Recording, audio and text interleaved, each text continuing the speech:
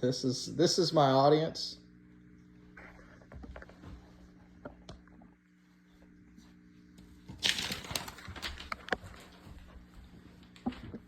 Visualize a time where you've had a family member or a loved one fall. During that time, there's a lot of unknown and a lot of excitement and emotion, and really don't know the steps to take. My name is Justin Buccille. I'm a physical therapist assistant, and I've been one for 13 years. I've helped assist family members in managing falls in that amount of time.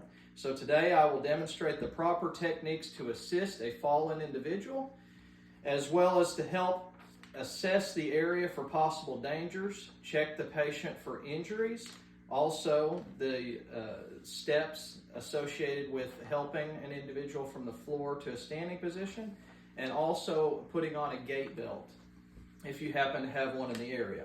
So now let's address the statistics. Fernando in 2017, as well as others, listed the risk factors associated with increased falls, which are balance deficits, gait deficits, visual impairments, decreased functional status, different medications, the psychosocial aspects, as well as the severity of dementia in the individual.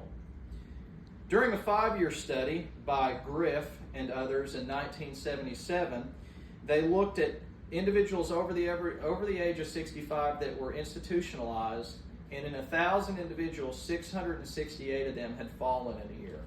In the final study that I have listed here, they looked at over 65-year-old individuals by Gillespie in 2003, as well as others. 30% of those in that community had fallen, and the number drastically increases if the individual is institutionalized. So now that we've addressed the statistics and the risk factors associated with falls, let's start by assessing the situation. We have to look at the individual who's fallen and the location of the fall. Have they fallen in a roadway? Have they fallen outside in the extreme heat or cold? They are at risk for hypothermia or heat stroke if they are. Have they fallen outside when there's lightning present? We have to consider all these things when we're assessing the individual. Next, we look in to see if they have a possible injury. Have they hit their head? Does their neck or back hurt? Do they have increased pain in any specific area after the fall? If the answer is yes, we want to contact 911 and get a professional out there to assist you. Also, if they happen to be obese or severely overweight, you wouldn't want to hurt yourself. Keep the patient on a sideline position and call 911 to assist you.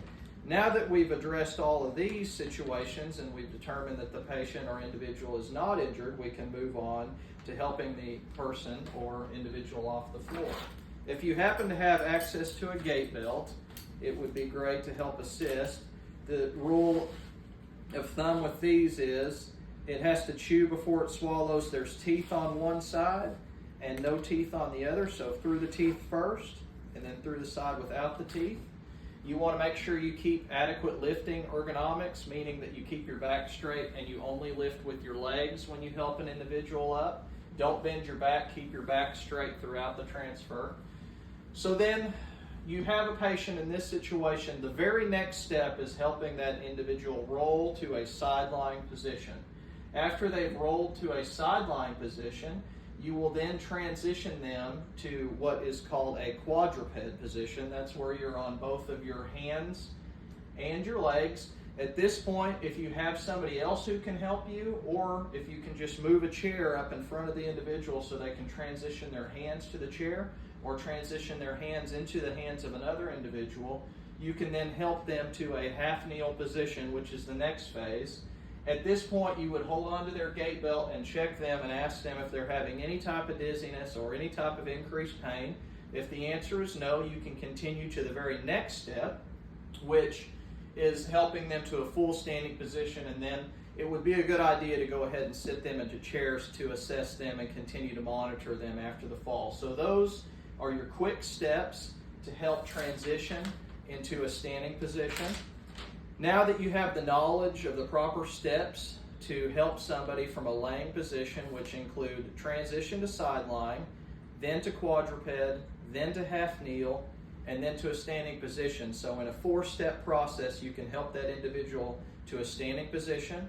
Just always remember, check the area for any potential dangers, assess the individual for any possible injuries, and employ these 4 steps without issue.